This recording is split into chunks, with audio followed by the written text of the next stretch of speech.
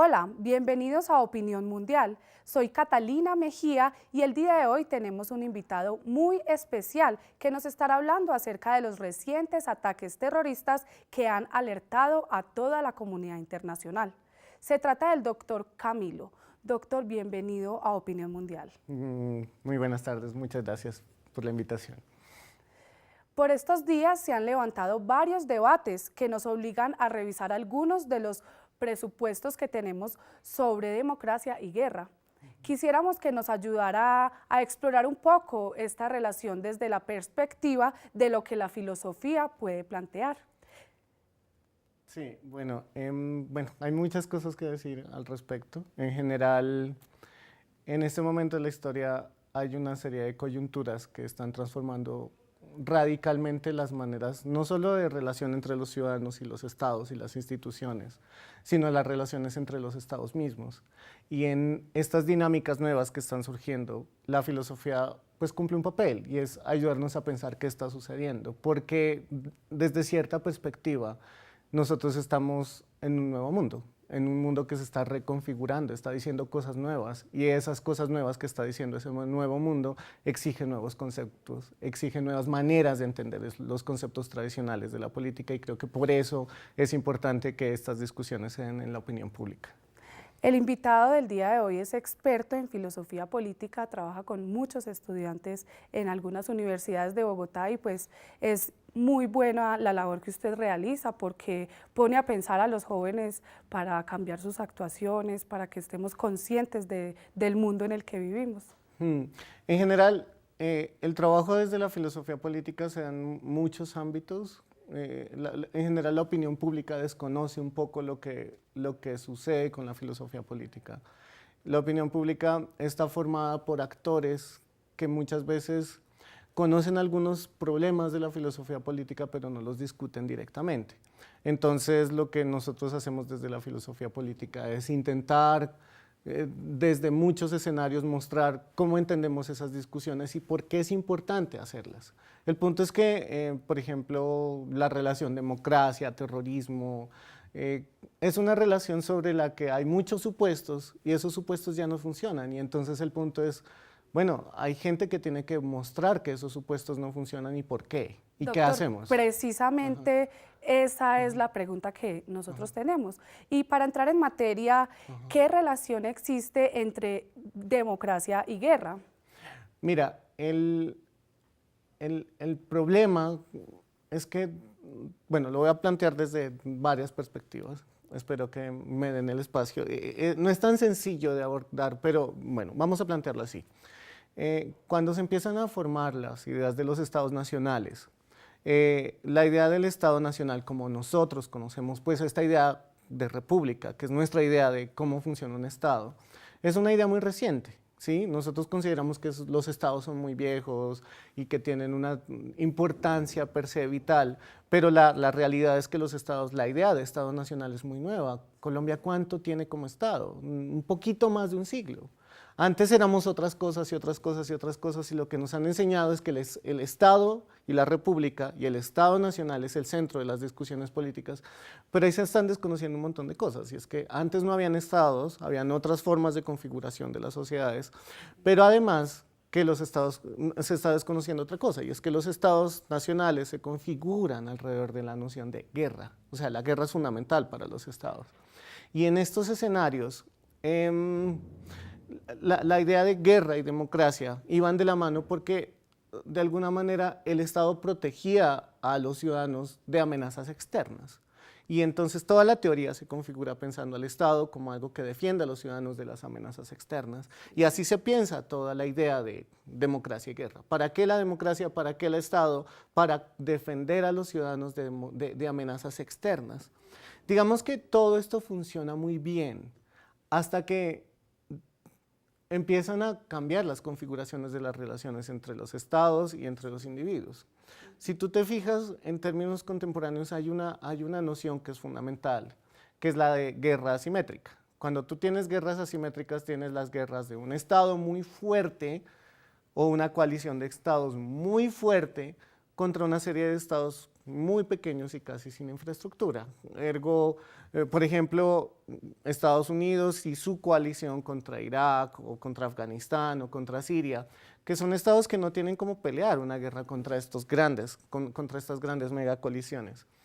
O también tenemos guerras al interior del Estado, en las cuales los ciudadanos mismos se levantan contra el Estado. Y entonces, en estas dos nuevas variaciones de la noción de guerra, pues toda la relación entre guerra y democracia empieza a volverse un problema muy importante. ¿Por qué? Antes era muy fácil determinar quién es el enemigo, ¿sí? Y el enemigo en general, el Estado que está alrededor nuestro, con el que competimos, ese es nuestro enemigo directo. Así se pensó en la filosofía política y en la teoría política, y al fin y al cabo todo eso termina teniendo implicaciones directas en cómo se configuran los estados, ¿sí? El Estado A está en guerra contra el Estado B porque están en competencia directa. Por poner un ejemplo anodino, Colombia contra Venezuela. Nosotros estamos en riesgo inminente de guerra todo el tiempo, ¿sí? Sin embargo, ¿qué sucede? Pues que cuando las relaciones son simétricas, es decir, cuando los dos estados tienen las mismas posibilidades de ir a la guerra y el mismo poder, pues en esos escenarios la posibilidad de que entren en guerra es muy pequeña. Los estados ahora entran en guerra cuando las relaciones son asimétricas. ¿Y el problema es cuál? El problema es que en este momento la noción de guerra está muy desprestigiada por muchísimas razones. La guerra de Irak, la guerra de Afganistán, esas guerras que se hicieron entre coaliciones de Estado contra coaliciones pequeñas, se hicieron y básicamente llevaron un problema, y es que, bueno, primero, no se sabía en sí contra quién se peleaba, no se sabía cómo se peleaba contra lo que se tenía que pelear. Y eso llevó a un escenario en el que tú ganas la guerra, tú tumbas al gobierno de turno que se quiere tumbar, pero en general la guerra no termina ahí, la guerra se extiende.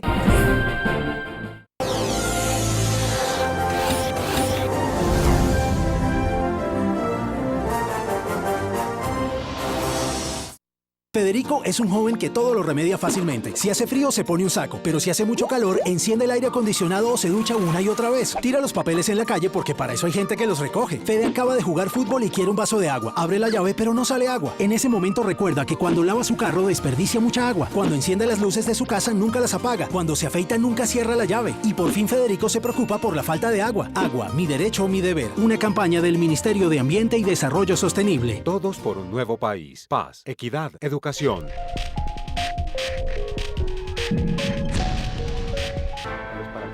Yo salvo vidas para el país. Yo esculpo formas de paz para el país.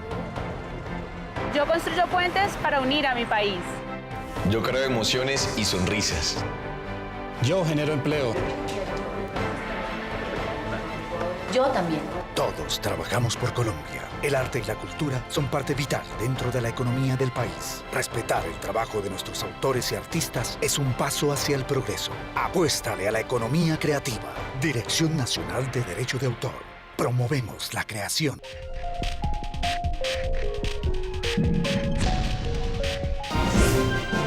Continuamos en Opinión Mundial con un invitado muy importante, experto en filosofía política, y nos está hablando sobre democracia y guerra. Doctor, cuéntenos, ¿qué tienen que ver las discusiones sobre democracia y guerra con los acontecimientos que se están presentando en Siria? Pues precisamente como te venía hablando, mira, el punto es que Siria es un país en el cual tenemos un territorio controlado por el Estado Islámico. Y digamos, hay una coalición internacional de países que van a atacar al Estado Islámico en Siria. El problema es, bueno, la primera estrategia que están tomando esta gran coalición de países, son países muy poderosos, Estados Unidos, Inglaterra, David Cameron dijo anoche que iban a bombardear a Siria, Francia también a su vez, son países muy fuertes. El punto es, la primera estrategia es el bombardeo. ¿Y cuál es el problema con esa estrategia?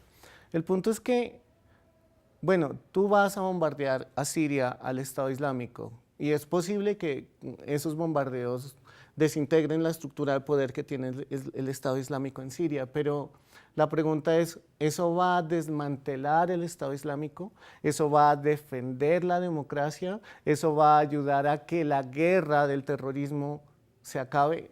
Yo creo que los hechos históricos y los datos que tenemos nos muestran que los bombardeos están generando todo lo contrario. Los bombardeos están generando un empoderamiento de la noción de terrorismo. Si tú te das cuenta, ahora tenemos este problema de muchísimos europeos que van a luchar del lado del Estado Islámico y uno se pregunta por qué, o sea, cómo los mismos ciudadanos se van a luchar con el enemigo. Entonces, deben haber miles de razones, pero lo que eso muestra es que la guerra como se está llevando a cabo no está teniendo los efectos esperados. Sí. Y entonces la pregunta ahora es, bueno, ¿y qué? ¿Qué vamos a hacer? Eso precisamente, pues, le queríamos preguntar. ¿Cómo se relaciona entonces este problema, pues, de la mano del terrorismo y la democracia? O sea, ¿cuál es esa relación que tiene el terrorismo y la democracia? Es decir, ¿están los ciudadanos en contra del mismo Estado y por eso se genera un terrorismo?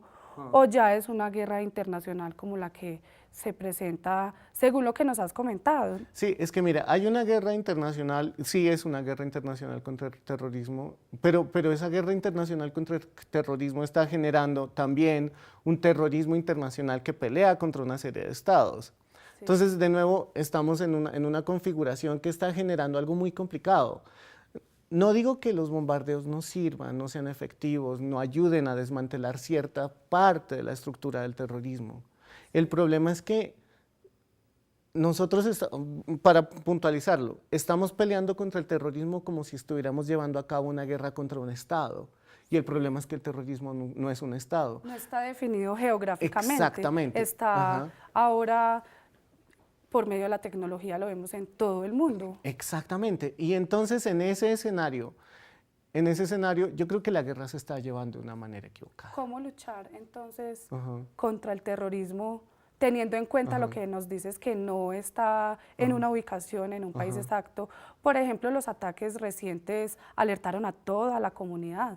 Nosotros en Colombia, de hecho, los que tenemos redes sociales y pusimos una bandera de París, pues la bandera de Francia, nos decían mucho cuidado, no la pongan, que los van a atacar. Entonces mira que se genera un miedo increíble y nosotros los ciudadanos definitivamente no sabemos qué posición tomar. Sí, es que mira, de nuevo el punto es que yo creo que el problema fundamental es que nadie sabe qué es lo que está sucediendo y nadie quiere discutirlo de verdad.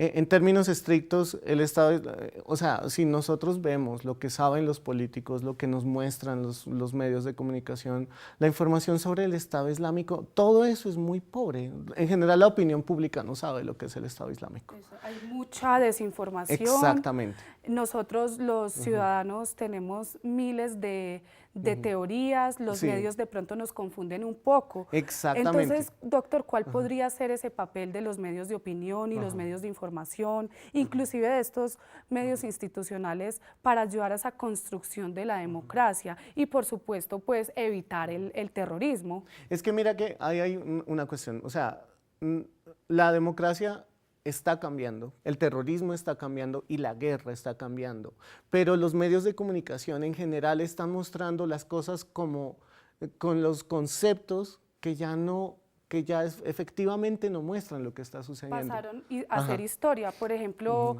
una guerra ya no va a ser tanto bombardear, aunque sí se estén presentando bombardeos, sino que cómo podría entonces ahora un país recibir un ataque.